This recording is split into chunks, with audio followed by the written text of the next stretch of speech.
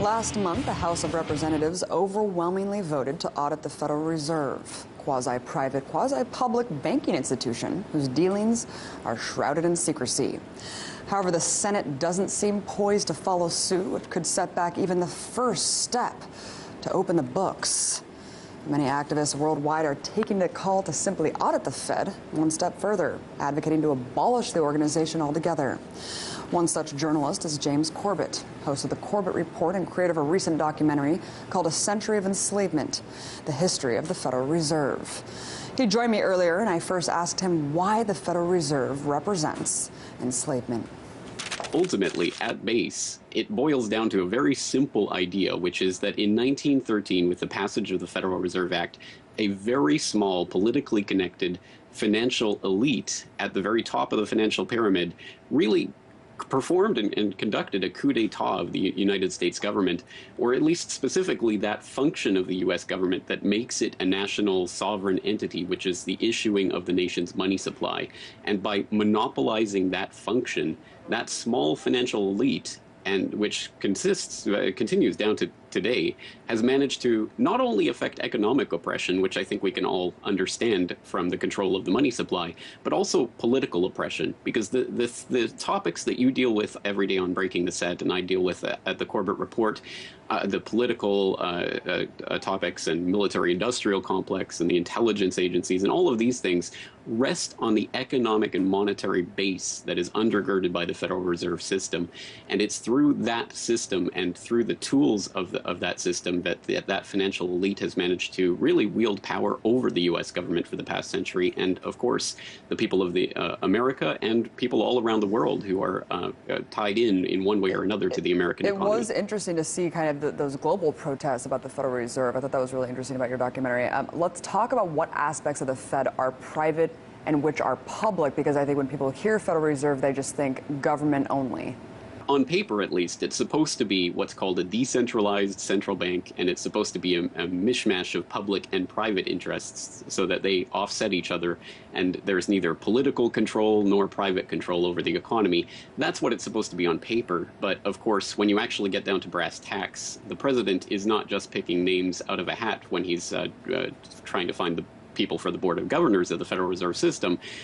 Those people are being drawn obviously usually from Wall Street itself, and there's obviously a high proportion of people who have a background in the banking industry who end up in the Federal Reserve Board of Governors and sitting there on the Federal Open Market Committee deciding the monetary policy of the country.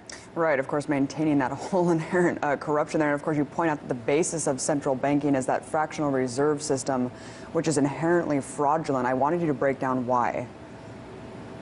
Well, people have this image that when they go into a bank and they get a loan, a car loan or a mortgage, that the bank is somehow moving piles of cash around in their vault in order to put that in their account. Of course, that's not what's actually happening. The banks, through their charters in the Federal Reserve System, have been divested, have the power to create that money out of nothing, and they do so at a prescribed rate. The banks can create a certain amount of money, depending on how much money they have parked at the Federal Reserve, and that's called the fractional reserve rate, and that can go up or down. But the point is that the banks are able to create more money than they actually have.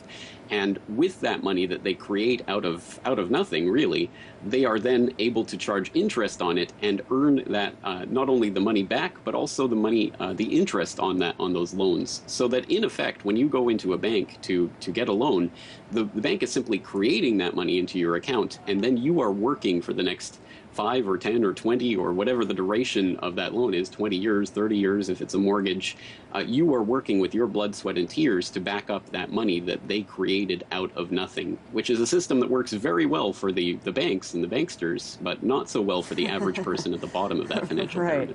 It's insane when you actually break it down what's happening there. You say reform is futile, though, that radical change is necessary. Why not just give Congress full control of the Fed instead of ending it completely?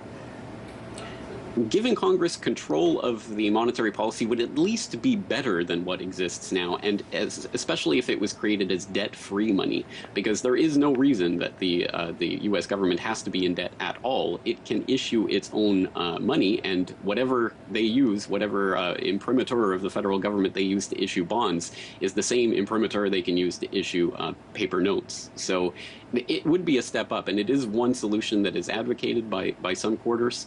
I don't think it's going to be the be-all and end-all solution, because ultimately I think what we're fighting here is a centralized system of monopoly cartel control over the money supply.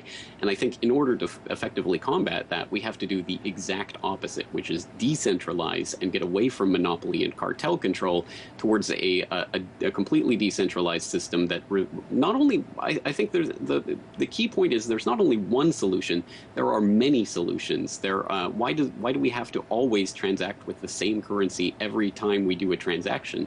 Maybe I want to use cryptocurrency when I'm online, but I want to barter when I'm at a farmer's market, but I want to use a local exchange trading system to interact with stores in my community, and I want to use precious metals if I'm interacting with a national chain. I mean, there's lots of different ways we can interact in the economy, and we've been trained all our lives that only these pieces of paper, these Federal Reserve notes, are what money can possibly be. And I think that's the fundamental lie of this system. James, I've found this to be a common thread, of course, among alternative media specifically, focusing on just the Federal Reserve. But isn't the Fed just one small piece of the entire global financial system that's equally corrupt? It is one piece of a broader global financial system. There's no doubt about that. But it's not a small piece. It's a very large and important piece, obviously, in this time of the U.S. global hegemon, which, again, is undergirded by these Federal Reserve notes, the petrodollar, which has been in effect since Nixon took the country off the gold standard in the 1970s. And that petrodollar is exceptionally important, again, to everything that we see going on in the world these days. And obviously what's happening in the Middle East is very much affected by this. So the Federal Reserve, I think, is the most important single piece of that puzzle. But you are right. I mean, this does interlock with a lot of other central banks around the world, specifically in Basel, Switzerland, at the Bank for